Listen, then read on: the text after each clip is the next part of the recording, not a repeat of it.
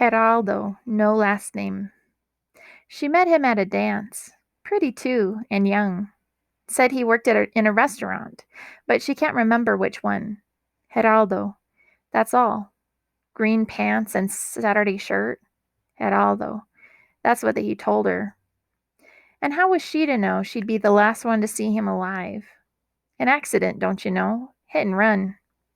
Marin, she goes to all those dances. Uptown, Logan, Embassy, Palmer, Aragon, Fontana, the Manor. She likes to dance. She knows how to do cumbias and salsas and rancheras even. And he was just someone she danced with, somebody she met that night. That's right. That's the story. That's what she said again and again. Once to the hospital people and twice to the police. No address, no name, nothing in his pockets. Ain't it a shame? Only Marin can't explain why it mattered. The hours and hours for somebody she didn't even know. The hospital emergency room. Nobody but an intern working all alone. And maybe if the surgeon would have come, maybe if he hadn't lost so much blood, if the surgeon had only come, they would know who to notify and where. But what difference does it make? He wasn't anything to her. He wasn't her boyfriend or anything like that. Just another bracer who didn't speak English. Just another wetback. You know the kind. The ones who always look ashamed. And what was she doing up there at 3 a.m. anyway? Marin, who was sent home with her coat and some aspirin. How does she explain? She met him at a dance. Geraldo in his shiny shirt and green pants. Geraldo going to a dance. What does it matter? They never saw the kitchenettes. They never knew about the 2-room flats and sleeping rooms he rented, the weekly money orders sent home, the currency exchange. How could they?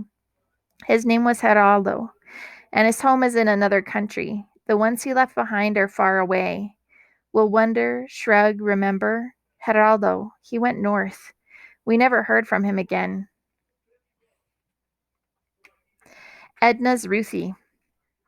Ruthie, tall, skinny lady with red lipstick and blue babushka, one blue sock and one green because she forgot, is the only grown-up we know who likes to play.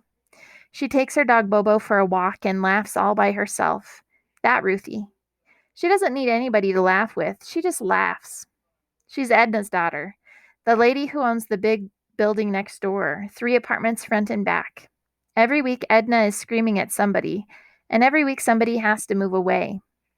Once she threw out a pregnant lady just because she owned a duck. And it was a nice duck, too. But Ruthie lives here, and Edna can't throw her out because Ruthie is her daughter. Ruthie came one day, it seemed out of nowhere. Angel Vargas was trying to teach us how to whistle. Then we heard someone whistling, beautiful like the Emperor's nightingale. And when we turned around, there was Ruthie. Sometimes we go shopping and take her with us, but she never comes inside the stores, and if she does, she keeps looking around her like a wild animal in a house for the first time. She likes candy. When we go to Mr. Benny's grocery, she gives us money to buy her some. She says, make sure it's the soft kind, because her teeth hurt. Then she promises to see the dentist next week, but when next week comes, she doesn't go. Ruthie sees lovely things everywhere. I might be telling her a joke and she'll stop and say, the moon is beautiful like a balloon. Or somebody might be singing and she'll point to a few clouds. Look, Marlon Brando. Or a sphinx winking. Or my left shoe. Once some friends of Edna's came to visit and asked Ruthie if she wanted to go with them to play bingo.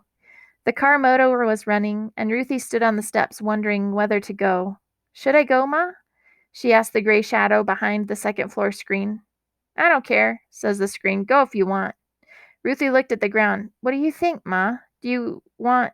How should I know? Ruthie looked at the ground some more. The car with the motor running waited 15 minutes, and then they left. When we brought out the deck of cards that night, we let Ruthie deal. There were many things Ruthie could have been if she wanted to. Not only is she a good whistler, but she can sing and dance too.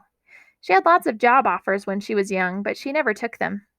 She got married instead and moved away to a pretty house outside the city. Only thing I can't understand is why Ruthie is living on Mango Street if she doesn't have to. Why is she sleeping on a couch in her mother's living room when she has a real house all her own?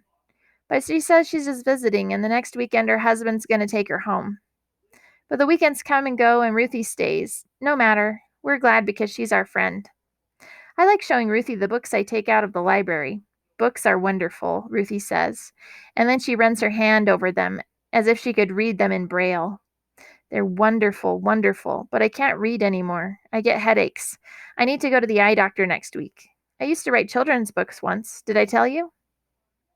One day I memorized all of the Walrus and the Carpenter because I wanted Ruthie to hear me. The sun was shining on the sea, shining with all his might. Ruthie looked at the sky and her eyes got watery at times. Finally, I came to the last lines. But answer came there none, and this was scarcely odd because they'd eaten every one. She took a long time looking at me before she opened her mouth, and then she said, "You have the most beautiful teeth I've ever seen," and went inside. The Earl of Tennessee. Earl lives next door in Edna's basement, behind the flower boxes Edna paints green each year, behind the dusty geraniums. We used to sit on the flower boxes until the day Tito saw a cockroach with a spot of green paint on its head. Now we sit on the steps that swing around the basement apartment where Earl lives. Earl works nights. His blinds are always closed during the day. Sometimes he comes out and tells us to keep quiet.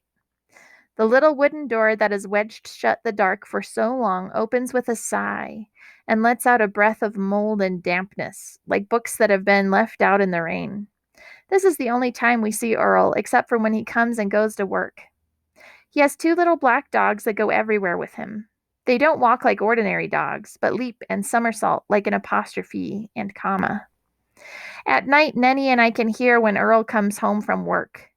First, the click and whine of the car door opening, and then the scrape of concrete, the excited tinkling of dog tags, followed by the heavy jingling of keys, and finally the moan of the wooden door as it opens and lets loose its sigh of dampness. Earl is a jukebox repairman. He learned his trade in the South, he says. He speaks with a Southern accent, smokes fat cigars, and wears a felt hat, winter or summer, hot or cold, don't matter, a felt hat. In his apartment are boxes and boxes of 45 records, moldy and damp like the smell that comes out of his apartment whenever he opens the door. He gives the records away to us, all except the country and western. The word is that Earl is married and has a wife somewhere. Edna says she saw her once when Earl brought her to the apartment. Mama says she's skinny thing, blonde and pale like salamanders that have never seen the sun. But I saw her once too, and she's not that way at all. And the boys across the street say she's a tall, red-headed lady who wears tight pink pants and green glasses. We never agree on what she looks like, but we do know this. Whenever she arrives, he holds her tight by the crook of the arm. They walk fast into the apartment, lock the door behind them, and never stay long. Sire. I don't remember when I first noticed him looking at me, Sire, but I knew he was looking. Every time. All the time I walked past his house. Him and his friends sitting on their bikes in front of the house, pitching pennies. They didn't scare me. They did, but I wouldn't let them know. I don't cross the street like other girls. Straight ahead, straight eyes. I walked past. I knew he was looking. I had to prove to me I wasn't scared of nobody's eyes, not even his.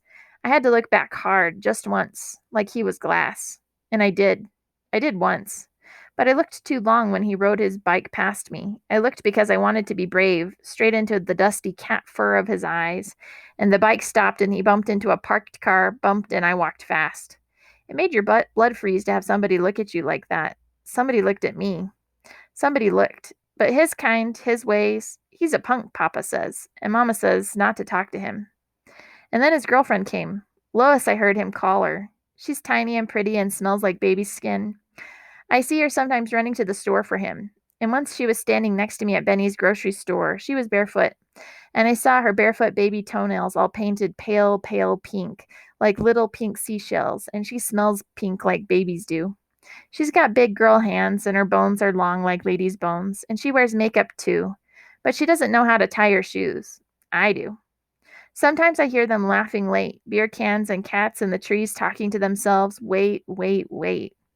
Sire lets Lois ride his bike around the block, or they take walks together. I watch them. She holds his hand, and he stops sometimes to tie her shoes. My mama says to those kinds of girls, those girls are the ones that go into alleys. Lois, who can't even tie her shoes, where does he take her? Everything is holding its breath inside me. Everything is waiting to explode like Christmas. I want to be all new and shiny. I want to sit out bad at night, a boy around my neck and the wind under my skirt. Not this way, every evening talking to the trees, leaning out my window, imagining what I can't see. A boy held me once so hard, I swear I felt the grip and weight of his arms, but it was a dream. Sire, how did you hold her? Was it like this? And when you kissed her, like this?